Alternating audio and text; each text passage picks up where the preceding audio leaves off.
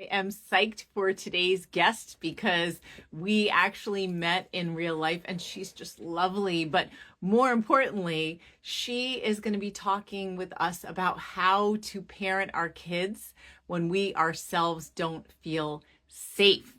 And so here she is. Okay, Andrea, I see you. Let me get you on here. Got a pretty admirable background, very impressive. Here she is. And Hi. so, hey, so before we even get started, what does the word trigger actually mean? Because we're going to get into all kinds of stuff with like dealing with ourselves, especially with these bullying exes. But what does trigger mean, Andrea? Yes. Thanks for asking, Lisa, because it's a word that we use pretty casually and it can mean a few different things. So a trigger, especially in the trauma field, is typically thought of to be a stimulus. A stimulus that happens in the environment that activates the trauma memory network and produces a strong emotional reaction where people often feel physiologically and emotionally like they're back in the situation where the trauma initially occurred. So it can be something in the environment like a cue. It can also be an internal feeling, something that comes up that reminds someone of that event. And they'll often say, I feel like the danger is happening right now. That was the word that I thought of immediately, danger. Danger. Yes, yes. So that is one definition of trigger. People might use it that way. Another way that I think people tend to use it that maybe most people can relate to um, is basically when something in the present occurs that activates something unresolved for you. It Mm-hmm. could be an unresolved feeling from the past, an unresolved conflict. They're often related to our early attachment situations. And it activates the old emotional meaning that might come with the familiar feeling. So, for instance, people might say, oh my gosh, every time this person arrives late, I feel triggered. You Mm-hmm. know, it might bring up some early feeling of maybe not feeling important or feeling abandoned um, or disrespected somehow. So, those are two ways that you're likely to hear that word. The latter, I think, is kind of the more popular use of that. Yeah.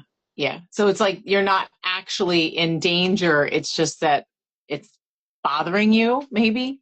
Yes, it's bothering you. It's stirring up something that feels unresolved, that reminds you of something else that previously happened that there's an old emotional meaning attached to. Yeah. Before you introduce yourself, now I'm thinking about trigger.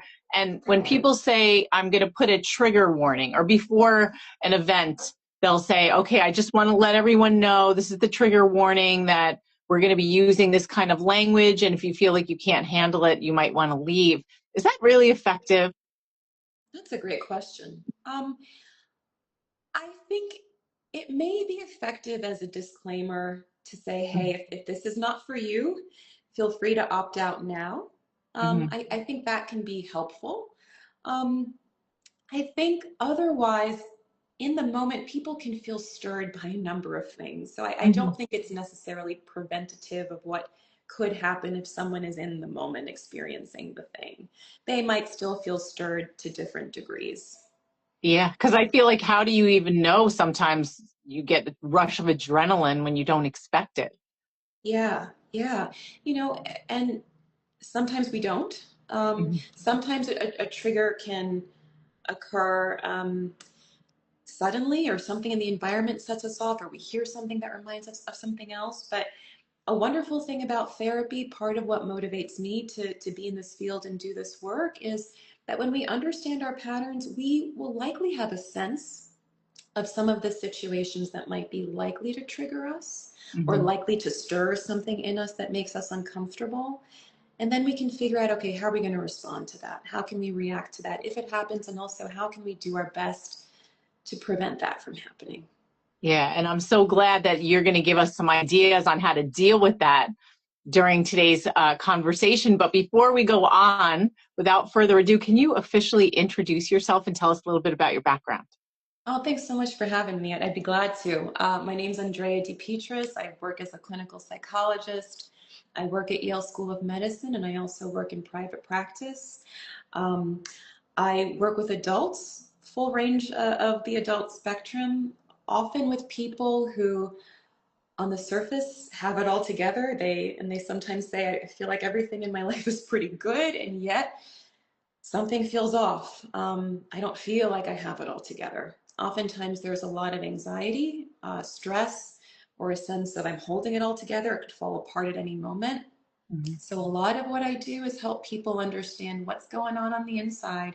What is it about previous life circumstances or relationships that might lead a person to feel this way, even though they're presenting very differently? Um, and how can we better integrate? How can we update so that people feel a bit more in line with the lives that they're living? Yeah, so helpful, especially for this community. So, speaking of that, we often talk about something called a window of tolerance and expanding a window of tolerance. But I think a lot of people don't really know what that means. Can you explain what that is? Because I think that'll lay the foundation better for this conversation. Oh, yeah, such a great question. The window of tolerance is a concept that was developed by a psychiatrist named Dan Siegel.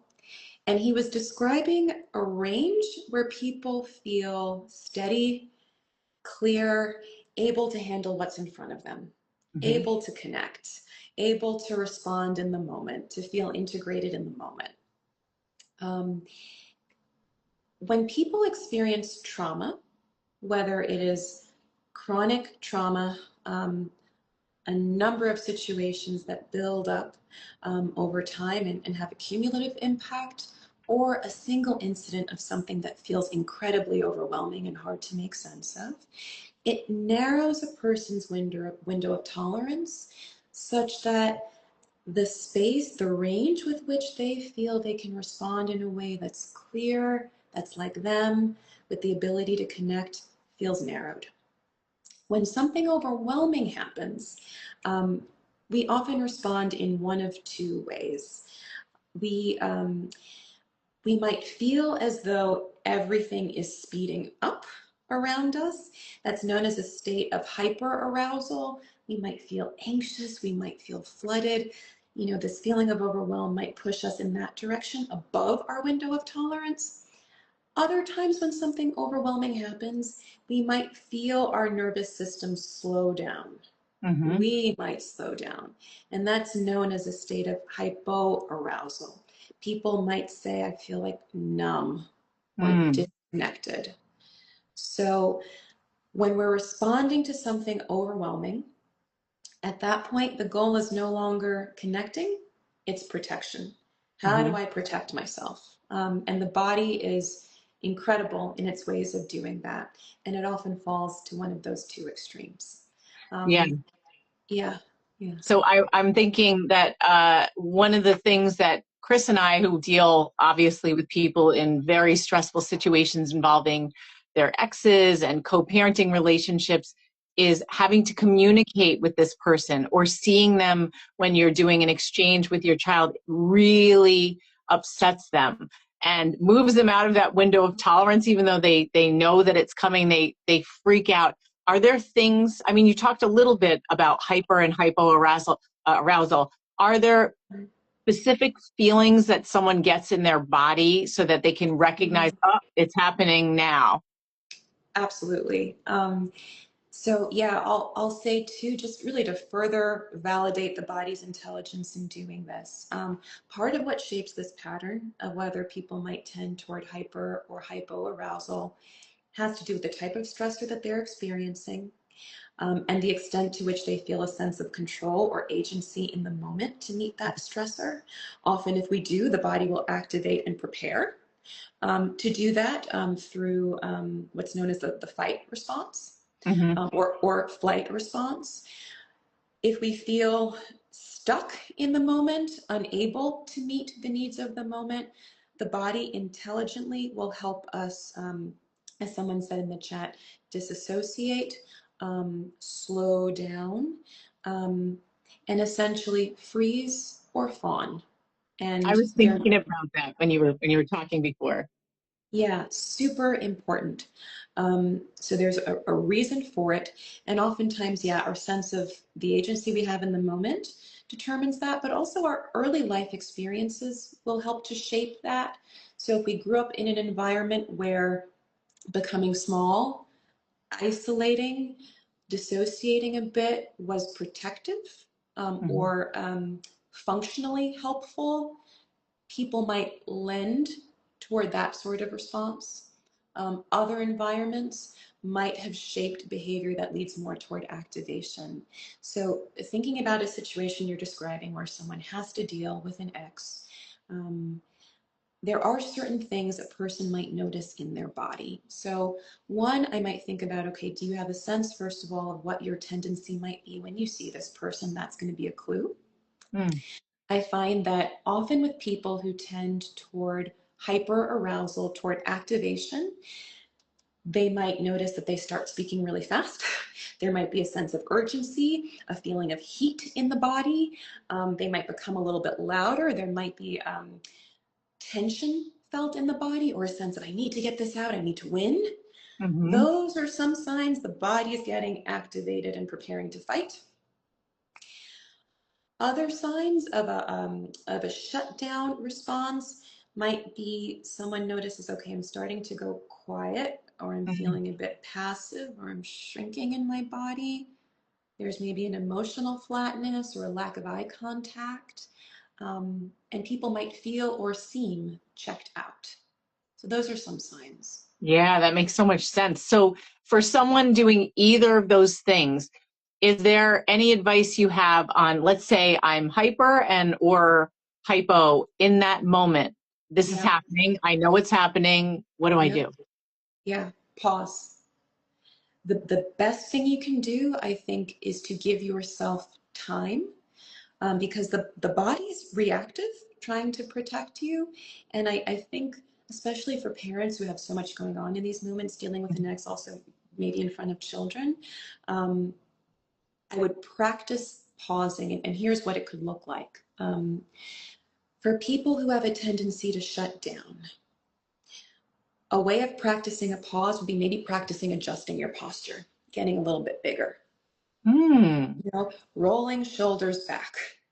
Maybe this is something we practice throughout the day. I have this tendency, I go inward to protect. Practice adjusting my posture, practice noticing what it feels like to have my feet on the floor, grounded, weighted, supported. When we get a little bit bigger physically in our body, it signals we have presence, we take up space. It's a way of signaling to the mind, I can rise to meet this moment. So the more we can practice, I think, pausing and noticing, okay, how's my posture? Can I adjust? What allows me to feel more in this space will be helpful. I'm thinking Um, about the Wonder Woman Superman pose when you say that. yes, that's right. That's right. The power pose. That's right. Yeah. That's part of the intelligence behind it. Our body can also, it often responds faster than our mind does, right? And that's why we might feel flooded or feel deflated. So taking moments throughout the day to practice this is just a way of practicing the body being in a different alignment, and the mind catches up to it. I would say for folks who might tend toward hyperarousal, getting activated, that pause is still really helpful. If possible, in a moment like that, um, not now. Having like a go to phrase of not now, I need to stop, I'm getting frustrated. I'm going to go into the next room and I'm going to come back in a moment. Um, Gives you a break, gives you some time to feel a bit more inhabited in your body in an integrated way. So I would say if we're noticing activation coming in either direction, stopping, naming it, saying, I'm going to come back. You don't have to explain or over justify. That's a way of taking care of yourself. If your kids are around, that's also a way of signaling, acknowledging that something's going on in the moment, because they'll probably feel the tension. But Mhm. it signals, yep, something's going on. What you're feeling is accurate. I can take care of it. I'm going to step away and then I'm going to come back. So that's not avoiding, that's saying, I know how to regulate. And that's another thing we can practice too. We can practice this with our kids. We can practice this when we're home alone. Like, how am I feeling? Do I need to stop? Moving creates a sense of activation in the body, and it also creates a physical boundary, some distance, which I think supports the verbal statement of, I need to take a pause and come back. Mm-hmm. I would say these are things we can incorporate, and the more likely we are to use them in our daily lives when we're not stressed, the better we'll be able to use them in moments where we do start to feel activated. It sounds so simple. Pause, move, but it is not. Especially, I think I probably tend towards hyper because I do talk Yeah, really fast and all that. yeah, It is so hard to just slow down for a second. yeah. It is Makes so very much hard. sense what you're saying. And I Yeah, love that it applies to either side, hyper and hypo. yes, yes. And you're so right, Lisa. It's hard and it's hard in the moment. But what I want to underscore is we don't need perfection. Kids don't need perfect parents.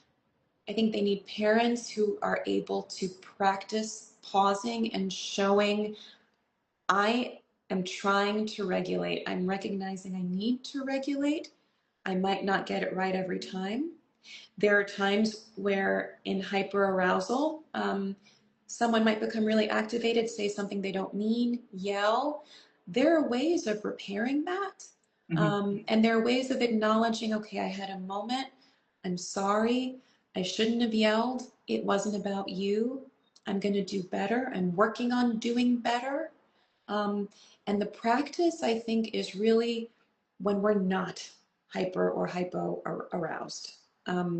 Because And of it course, sounds so simple, and you're right, in the moment, it's incredibly hard.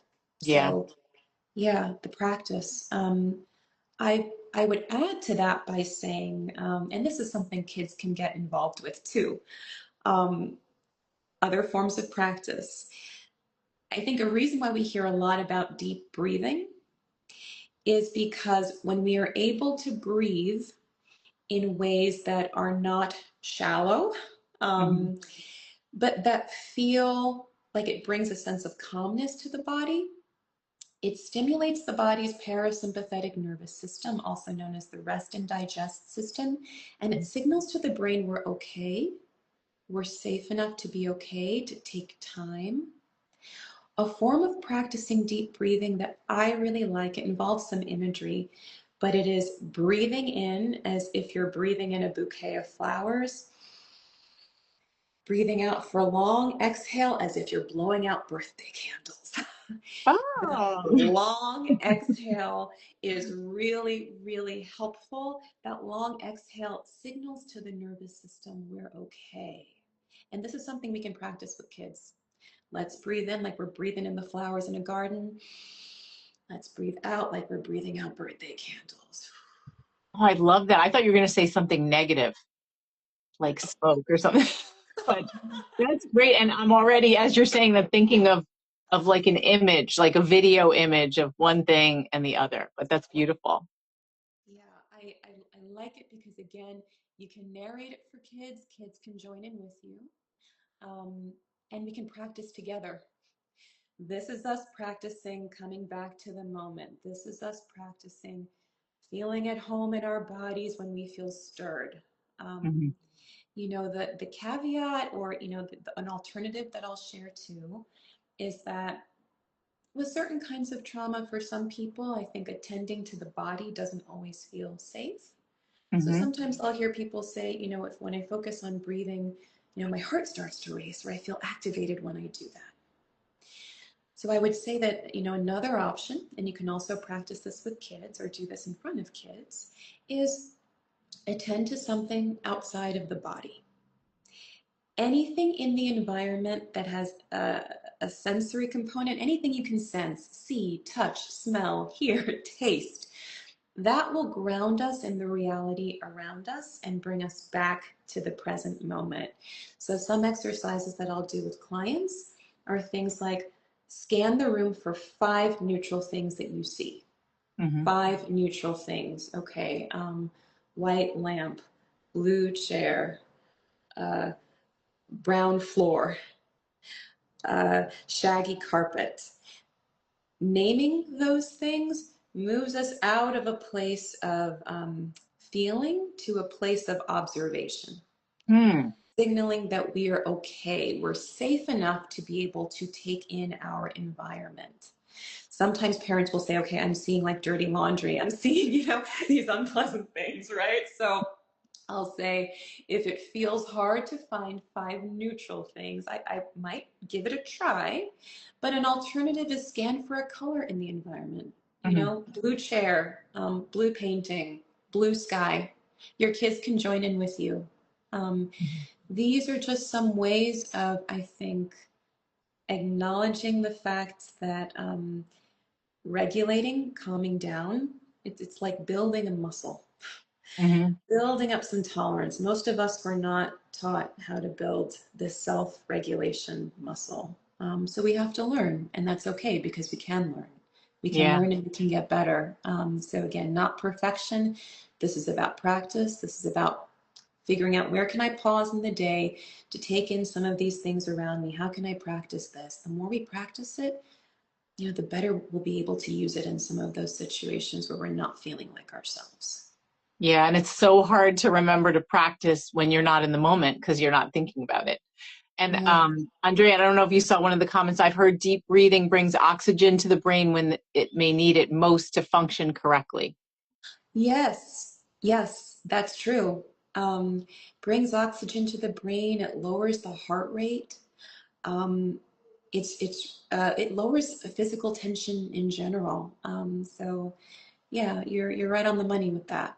Um, try it, see if it works for you. Again, there's no one size fits all, so it won't be the same in every body.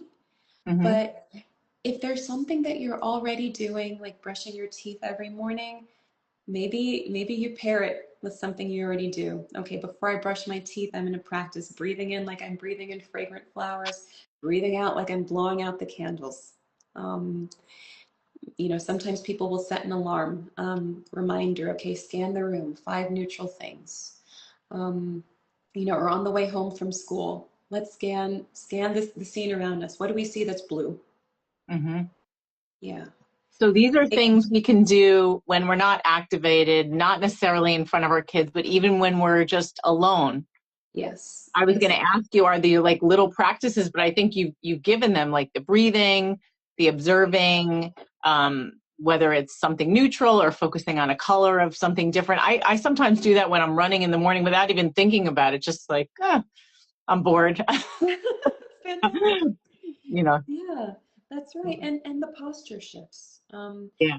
especially if we tend toward hypoarousal, like adjusting our bodies, adjusting our gaze, meeting the moment, being mindful that we're doing that throughout the day. It helps. Stepping away physically helps. And it's totally okay to say, like, I'm feeling really frustrated right now. I need to go take a moment. I'm going to go into the other room and then I'm going to come back. And then I think go into the other room. Um, sometimes we need to self-soothe a little bit or just like coach ourselves, calm ourselves down. Take the time you need to do that. That can look like saying to yourself, acknowledging this is frustration. I'm feeling frustration. Or this is hard and I'm not in danger. Hmm. Or, my child is struggling, but they're not attacking me. Like talking to ourselves, telling ourselves really what is true in a way that acknowledges our experience and doesn't ignore or suppress it. It's like when the thing is named, um, some of the tension I think releases with that. Some of the Hmm. power releases with that. So we can talk to ourselves, coach ourselves, and then I think a way to complete the cycle is when you go back with your kids, you can say, okay, now I'm ready to talk about it. I feel a little bit better now. I was feeling really frustrated right then. I'm sorry if it was scary for you. What was it like for you? You know, I think this is the process of parenting ourselves, Hmm. and some of us are doing this in ways that we didn't receive, so we're learning, um, and then bringing it back toward parenting our kids. Yeah, and you're role modeling how to That's deal right. with conflict within yourself as your emotions might be getting a little out of control. You're practicing self-regulation, and that I imagine helps children co-regulate and teach themselves, this is what I should be doing when I'm freaking out. Yes, absolutely. That's right. That's Yeah. right. So So, how can people find you? oh, thanks. I'm on Instagram, DRANDREA _PhD. Or you can find me on my website, DRANDREA, my last name DePetris, DEPETRIS.com, DrAndreaDePetris.com. Thank you so much for having me, Lisa. This is great. Thank you No, so my much for pleasure. yeah, just doing what you're doing to maintain community, create community. It makes a difference. Yeah, well, I mean, the information like what you're giving is so helpful, and that adds to the quality of this community because you're helping people become better parents and better people, by teaching their kids how to behave better. Oh, my pleasure. Yeah, Yeah. it starts with us, and we do this together. We grow Yeah. together. Yeah, Yeah. so So thank you. thank you so much, and maybe I'll see you tomorrow. I hope so. Take care, Lisa. All right. Bye. Bye.